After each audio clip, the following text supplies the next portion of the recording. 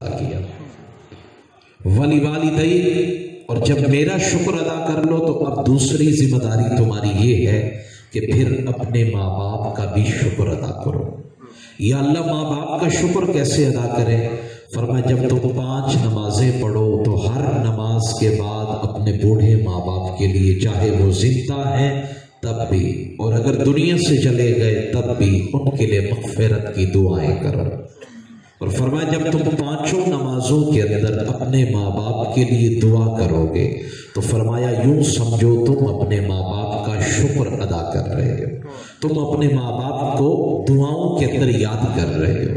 حضرت فقیہ ابو اللیث سمرقندی رحمۃ اللہ علیہ آپ فرماتے ہیں کہ اذا ترک الدعاء، اذا ترک العبد الدعاء للوالدین، جب کوئی بندہ اپنے ماں باپ کو دعاؤں کے اندر بھلا بیٹھتا ہے، فراموش کر دیتا ہے، تو اس کا نتیجہ کیا نکلتا ہے؟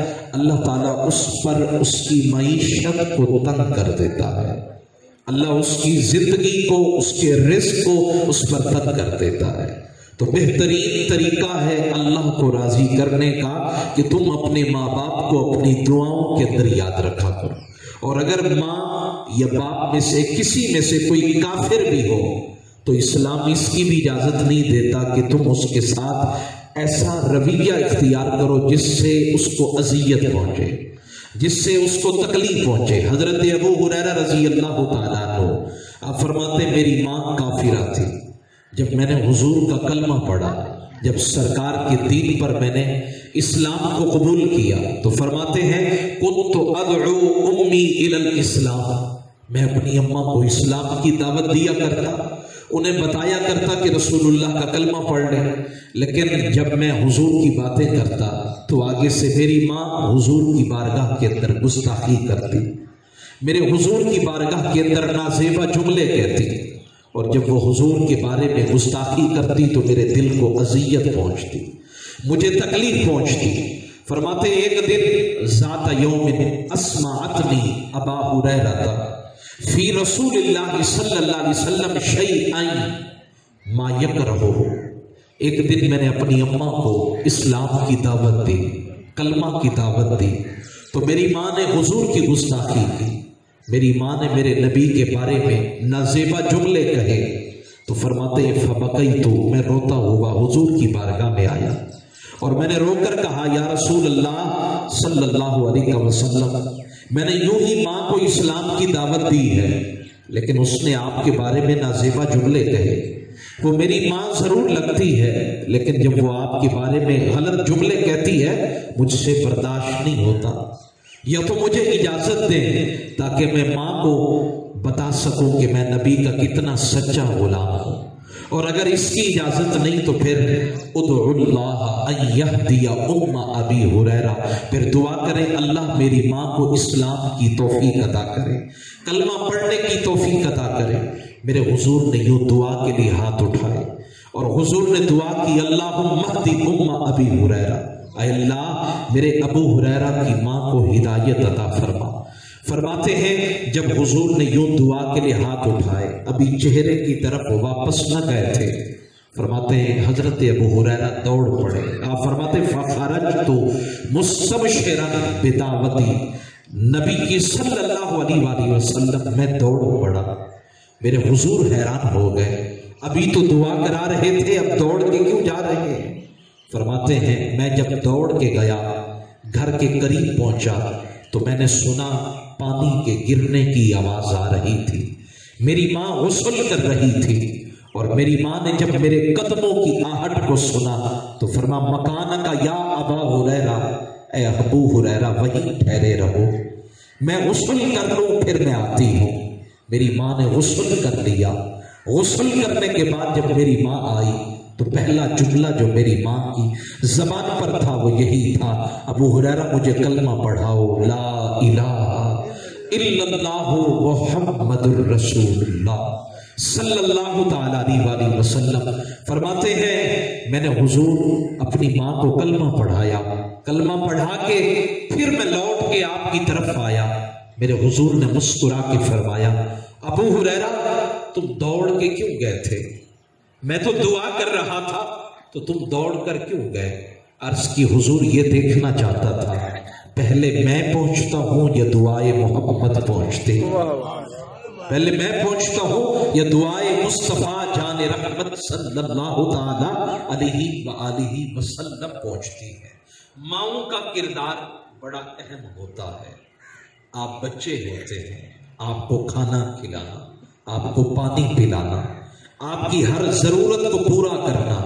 اقبال کہتے ہیں زندگی کی اوج گاہوں سے اتر آتے ہیں ہم، زندگی کی اوج گاہوں سے اتر آتے ہیں ہم، صحبت مادر میں طفل سادہ رہ جاتے ہیں۔ آپ عالم ہیں، مبلغ ہیں، صوفی ہیں، محدث ہیں، فقیہ ہیں، ٹیچر ہیں، پروفیسر ہیں، سائنسدان ہیں، کچھ بھی ہیں، یہ سارے مرتبے پیچھے رہ گئے۔ صحبت مادر میں طفل سادہ رہ جاتے ہیں ہم۔ جب ماں کی گود میں سر رکھا تو پھر آپ وہی بچے بن گئے، اور پھر ماں نے آپ کو سینے سے لگایا تو یوں لگا جیسے جنت کی ٹھنڈی ہوائیں چل پڑی ہیں۔ جب ماں کے کاندھے پہ سر رکھ کے جب آپ آنسو بہاتے ہیں، اور جب میری بوڑھی ماں اپنے خوبصورت ہاتھوں سے میری پلکوں سے آنسو کو صاف کرتی ہے تو مزہ آتا ہے، لطف آتا ہے۔ حضرت عائشہ صدیقہ رضی اللہ تعالی عنہا آپ فرماتی ہیں ہم حجۃ الوداع کے موقع پر حج کر کے واپس آ رہے تھے، اور جب واپس آ رہے تھے تو میرے آقا اتنے روئے کہ ان کے رونے کو دیکھ کر فبکیت لبکاء رسول اللہ، حضور کے رونے کو دیکھ کر صحابہ بھی رو پڑے، اور صحابہ کیا روئے، میں بھی رو پڑے، اور پھر اس مقام پہ پہنچے جہاں میرے رسول کی والدہ کی قبر انور تھی۔ فرماتے ہیں میرے حضور نے فرمایا اے صحابہ تم یہیں ٹھہر جاؤ۔ صحابہ کا لشکر ٹھہر گیا۔ حضرت عائشہ فرماتی ہے میرے نبی نے فرمایا یا عائشہ یا حمیرہ استمسکی اے زمام الناقہ، اے حمیرہ تم بھی یہیں ٹھہر جاؤ۔ میں ٹھہر گئی، میں نے اپنی اونٹنی کو بٹھایا، فَاسْتَنَدْتُ إِلَى جَنْبِ الْبَعِيرِ، میں اونٹنی سے پشت لگا کے بیٹھ گئی، اور جب میں بیٹھ گئی میرے حضور ایک طرف کو چل پڑے، اکیلے ہیں، روتے روتے گئے حضور، اور جب روتے روتے میرے نبی گئے فَمَكَثَ عَنِّي طَوِيلًا، کافی وقت لگ گیا، اور جب حضور واپس آئے تو وَهُوَ فَرْحٌ مُتَبَسِّمٌ، اب حضور کے چہرے پہ ہنسی ہے، مسکراتے ہوئے آئے۔ حضرت عائشہ کہتی ہیں میں نے جرت کر کے پوچھا بندہ نواز جب گئے تھے تو روتے ہوئے، آنسو بہاتے ہوئے، داڑھی مبارک آنسو سے تر تھی، اب جب آئے ہیں تو ہنستے ہوئے، وجہ کیا ہے؟ میرے محبوب نے فرمایا ایک مقام تھا، ایک موقع تھا جب میں مدینہ سے اماں آمینہ کے ساتھ مکہ آ رہا تھا، راستے میں میری والدہ کی طبیعت خراب ہو گئی، وقت آخر آیا، میری والدہ کا جب وقت آخر آیا تو میری ماں نے مجھے قریب بلایا، سینے سے لگایا، کہا میرے بیٹے محمد صلی اللہ علیہ وآلہ وسلم مجھے لگتا ہے میرا آخری وقت آ چکا ہے۔ بڑی بڑی مائیں کائنات کے اندر آئی لیکن مر کھپ گئی، ان کی قبروں کے نشان بھی باقی نہ رہے، لیکن مجھے تیری چمکتی ہوئی پیشانی بتاتی ہے جہاں مشرق میں تیرا نام ہوگا وہیں میرا نام ہوگا، مغرب کے اندر تیرا نام ہوگا وہیں میرا نام ہوگا۔ جب مائیں بچوں کو دودھ پلائیں گی تو وہاں جب دودھ پلائیں گی تو اپنے بچوں کو طہارت دینے کے لیے میرا نام لیں گی۔ بیٹے محمد عربی میں دنیا سے جا رہی ہوں لیکن تیرا رب راکھا۔ میرے حضور فرماتے جب مجھے اس بات کا ادراک ہوا میری والدہ کا انتقال ہونے لگا ہے، میرے حضور فرماتے میں روتا بھی تھا، کبھی ماں کی پیشانی چومتا، کبھی رخسار چومتا، کبھی قدم چومتا اور تڑپ کے کہتا ماں بابا جی کا تو چہرہ دیکھنا بھی نصیب نہ ہوا، آپ ہی تو میری کل کائنات تھی، آپ ہی تو میرا پورا جہان تھی، میرا سرمایہ تھی، میرا اثاثہ تھی، آج آپ بھی مجھے اکیلا چھوڑ کر جا رہی ہے۔ میرے حضور کے غلاموں، میرے حضور کی والدہ نے حضور کا ہاتھ ہاتھ پکڑ کے حضرت ام ایمن کے ہاتھ میں دیا، کہا یہ ام ایمن تیرے حوالے، میں تو دنیا سے جا رہی ہوں لیکن مجھے لگتا ہے ساری کائنات میں میرے محمد کا ڈنکا بجے گا۔ اور یہاں کسی پنجابی شاعر نے، یہ تو بڑی سونی آواز والے بیٹھے ہیں نا، تو ان سے آواز کا حسن، سوز کا، گداز کا حسن لیتے ہوئے وہ میں پنجابی کی دو شعر پڑھنا چاہتا ہوں، آپ بھی بیدار بیٹھے ہیں تو سبحان اللہ کہتے ہیں۔ سبحان اللہ سبحان اللہ۔ کسی نے کیا خوب کہا، کیڈا سونا نام محمد دا، اس نام دیا ریسا کون کرے، کیڈا سونا نام محمد دا، اس نام دیا ریسا کون کرے، تو جگتے سایہ رغبت دا، ادھی چھان دیا ریسا کون کرے، جاگیا بھاگ حلیمہ دائی دا، ملیا محبوب خدائی دا، جاگیا بھاگ حلیمہ دائی دا، ملیا محبوب خدائی دا، جس گود والی تو جگ جا، اس ماں دیا ریسا کون کرے، جس گود والی تو جگ جا، اس ماں دیا ریسا کون کرے، کیڈا سونا نام محمد دا، اس نام دیا ریسا کون کرے، کیڈا سونا نام محمد دا، اس نام دیا ریسا کون کرے، تو جگتے سایہ رغبت دا، ادھی چھان دیا ریسا کون کرے۔ میری ماں بھی شان والی، آپ کی ماں بھی شان والی، لیکن وہ ماں جس کو دنیا آمینہ کہے اس جیسی کائنات میں کون ہو سکتی ہے؟ حضور کی ماں جتنا مقام کس کا ہو سکتا ہے؟ تو فرماتے ہیں، میرے حضور فرماتے ہیں، وہ دن تھا جب میں اکیلا تھا، ایک ام ایمن تھی، آج حج کے موقع تک ایک نہیں 1.25 لاکھ صحابہ میرا کلمہ پڑھ چکے ہیں۔ آج ماں کی شدت سے یاد آ رہی ہے، اور جب شدت سے ماں کی یاد آئی تو آنسو بہے، تو میں اپنی اماں آمینہ کی قبر پہ چلا گیا، میں اپنی اماں آمینہ کی قبر پہ چلا گیا، اور پھر میں نے اپنے رب سے پوچھا، یا اللہ تیری نظر میں میرا مقام کتنا ہے؟ رب نے فرمایا، حبیب ساری کائنات تیرے لیے بنائی ہے۔ میں نے عرض کی، مولا سألت اللہ، میں نے اپنے رب سے مانگا، یا اللہ ایک دفعہ کرم نوازی کر، مجھے میری ماں سے ملا دے، میری ماں سے میری ملاقات کرا دے۔ فرماتے ہیں میرے حضور فَأَحْيَاهَا، رب نے میری ماں کو زندگی عطا کی، قبر کھلی، میری ماں قبر سے باہر آئی، جو چلا گیا وہ واپس پلٹ کے نہیں آئے گا، جو چہرہ آپ نے ایک دفعہ دیکھ لیا کفن میں چھپ گیا تو پھر وہ دوبارہ واپس نہیں آئے گا۔ ہاں جی، لیکن حضور فرماتے ہیں میں نے اپنی اماں آمینہ کی قبر پہ جا کے دعا مانگی، اے اللہ کرم نوازی کر، اگر تیری نظر میں میری ماں کا مقام ہے تو پھر اتنا کرم نوازی کر دے، میری ماں کا مجھے دیدار کرا دے۔ فَأَحْيَاهَا، اللہ نے میری ماں کو زندہ کیا، وہ اپنی قبر سے باہر آئی، ثم آمنت، پھر میری ماں نے میرا کلمہ پڑھا، کلمہ پڑھ کے دوبارہ قبر میں چلی گئی۔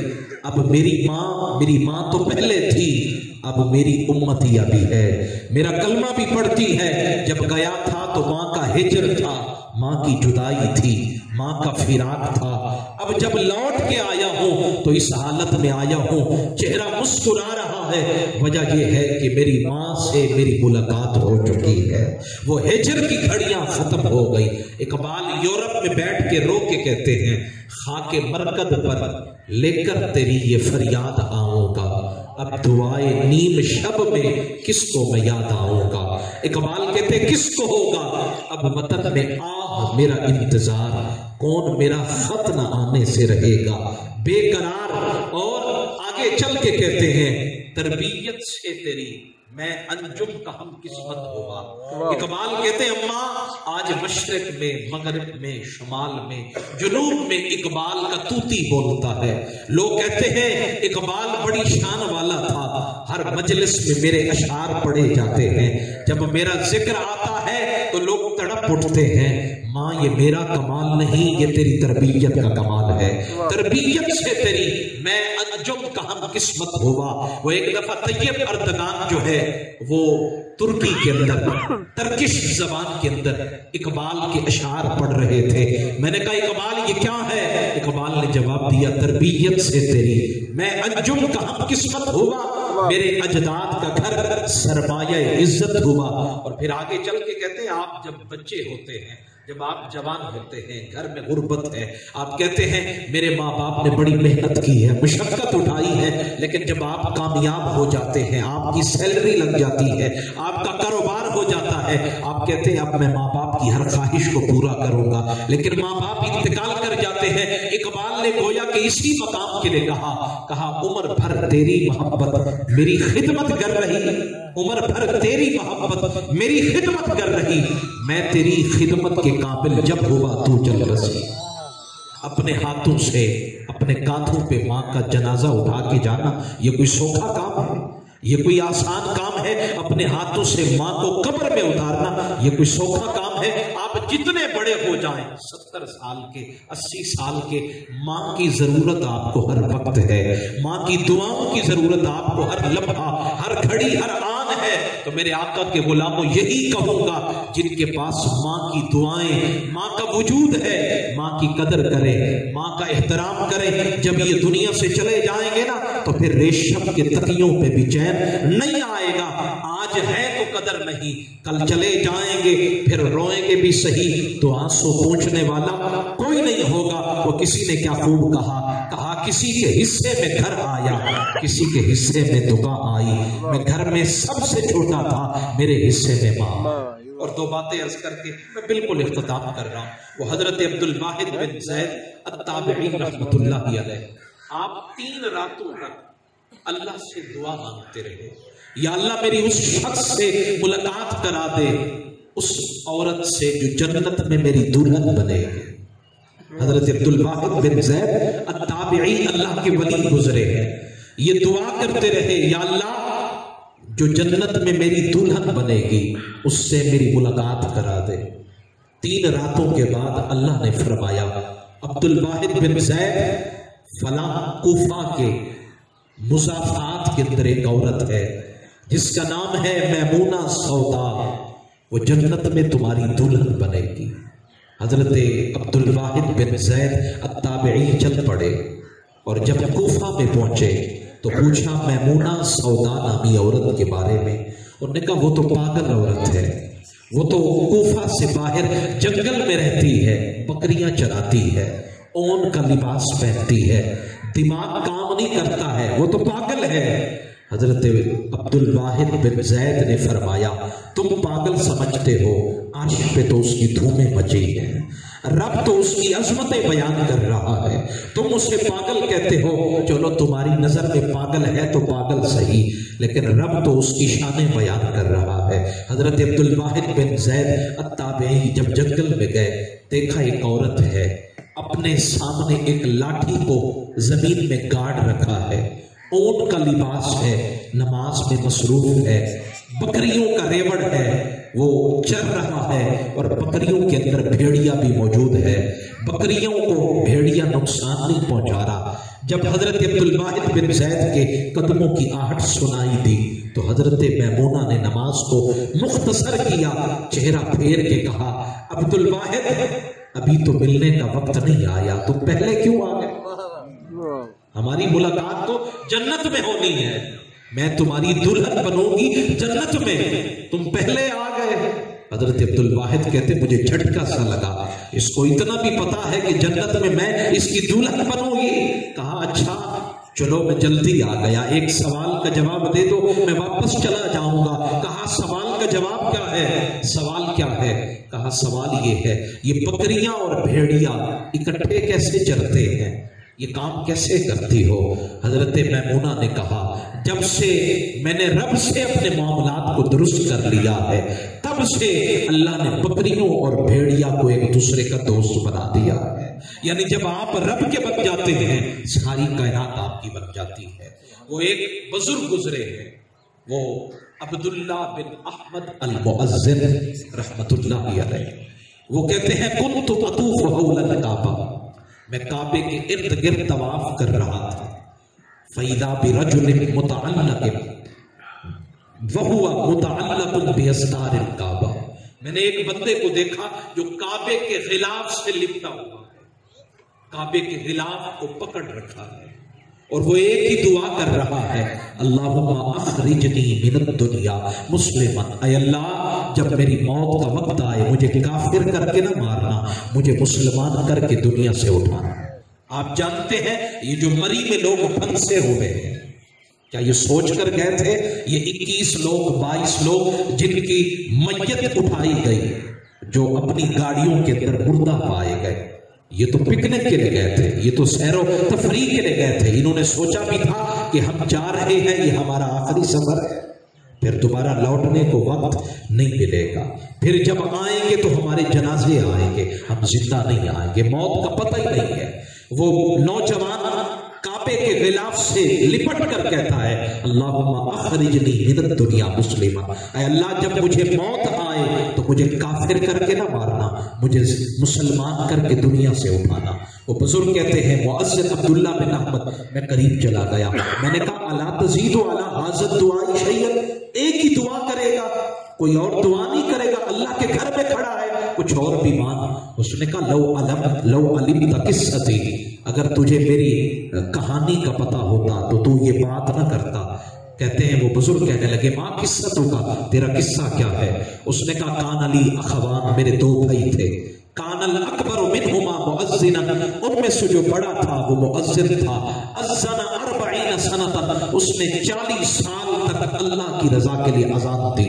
لیکن فلما حضرہ الموت، جب موت کا وقت آیا تو دعا بالمصحف، اس نے قرآن رکھوایا، فظننا، ہم نے گمان کیا انہ یتبرک بہ، یہ قرآن سے برکت لینا چاہتا ہے. لیکن جب ہم نے قرآن اس کے ہاتھوں میں دیا اس نے کہا اشہد علی نفسہ، گواہ ہو جاؤ جتنے لوگ آئے بیٹھے ہو، میں گواہی دیتا ہوں میرا آج کے بعد دین سے کوئی تعلق نہیں ہے، انی بریء من الاسلام، میں اسلام سے بری ہوں. ثم تحول الی دین النصرانیہ، پھر اس نے کہا آج کے بعد میں نصرانی ہوں. ثم مات نصرانیا، حتیٰ کہ وہ نصرانی ہو کر مرا. میں تعجب میں پڑ گیا، جس نے 40 سال تک آزان دی ہو، لوگوں کو نماز کے لیے بلایا ہو، حی علی الصلاۃ اور حی علی الفلاح کی صدائیں دی ہو، مجھے بتائیے جو مسجد میں جا کر سیلری کے لیے نہیں، پیسوں کے لیے نہیں، اللہ کی رضا کے لیے اذان کہنے والا ہو، 40 سال کے بعد موت بھی آئے تو کافر ہو کر مرے.